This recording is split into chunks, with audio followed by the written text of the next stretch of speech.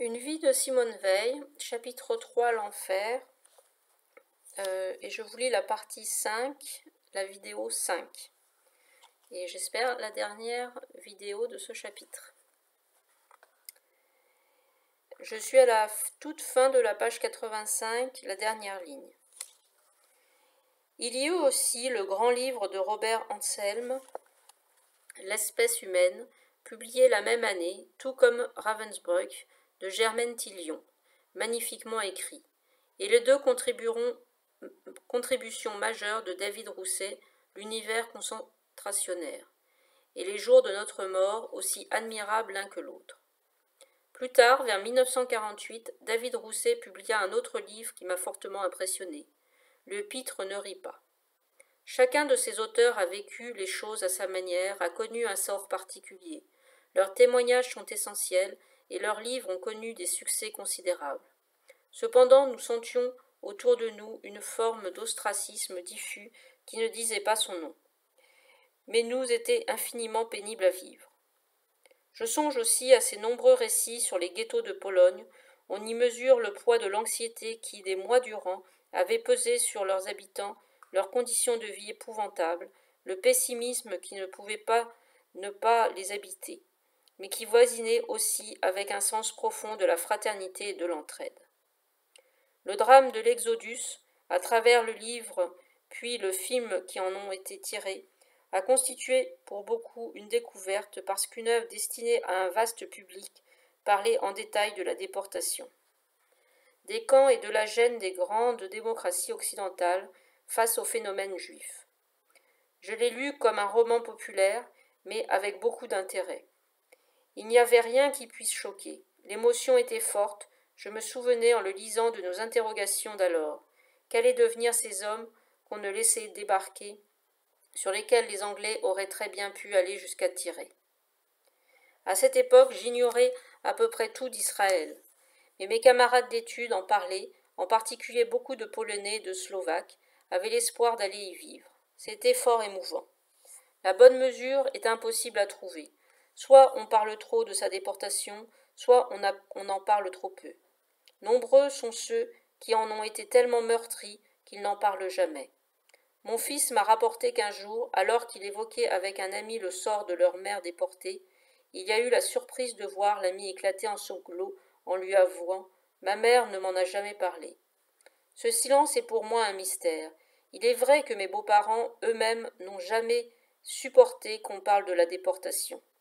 Mon mari et l'un de mes fils ont toujours partagé cette difficulté. Les livres dont je parle, par exemple, mon mari ne s'intéresse pas à leur contenu. Il a même du mal à supporter que je les lise. Durant les premières années de notre mariage, lorsque, avec l'une ou l'autre de mes sœurs, nous évoquions un souvenir commun, il lui arrivait de nous interrompre pour parler d'autre chose. C'était sa façon à lui de se protéger, pour autant elle ne m'était pas toujours facile à supporter. Parler de la Shoah et comment, ou bien ne pas en parler et pourquoi. Éternelle question. Le romancier israélien Aaron Appelfeld a écrit plusieurs livres superbes, notamment Histoire d'une vie, où il raconte son évasion du camp, alors qu'il a 10 ans, et ses 3 ans de cache dans la forêt ukrainienne. Il vient de publier 3 discours prononcés en Israël. C'est un livre bouleversant dans lequel il analyse la Shoah en expliquant que ceux qui en ont été les victimes ne s'en sortent jamais. À sa lecture, je me suis rendu compte qu'au fond, nous aurons toujours vécu avec cela. Certains répugnent à l'évoquer, d'autres ont besoin d'en parler. Mais tous vivent avec. Appelfeld énonce les raisons pour lesquelles on ne peut plus s'en détacher. Elles sont terribles et marquent la différence de nature avec la situation des résistants. Eux sont dans la position des héros, leurs combats les couvrent d'une gloire qu'accroît encore l'emprisonnement dont ils l'ont payé. Ils avaient choisi leur destin, mais nous n'avions rien choisi, nous n'étions que des victimes honteuses des animaux tatoués. Il nous faut donc vivre avec ça et que les autres l'acceptent. Tout ce que veut dire écrire et filmer, tout ce qu'on peut dire, écrire, filmer sur l'Holocauste n'exorcise rien. La Shoah est omniprésente. Rien ne s'efface, les convois, le travail, l'enfermement, les baraques, la maladie, le froid, le manque de sommeil, la faim, les humiliations, l'avilissement, les coups, les cris, non, rien ne peut ni ne doit être oublié. Mais au-delà de ces horreurs, seuls importent les morts, la chambre à gaz pour les enfants, les femmes, les vieillards pour ceux qui attrapent la gale, qui clopinent, qui ont mauvaise mine. Et pour les autres, la mort lente. 2500 survivants sur 78 000 juifs français déportés. Il n'y a que la Shoah.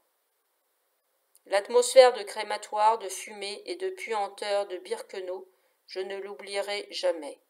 Là-bas, dans les plaines allemandes et polonaises, s'étendent désormais des espaces dénudés sur lesquels règne le silence. C'est le poids effrayant du vide que l'oubli n'a pas le droit de combler et que la mémoire des vivants habitera toujours.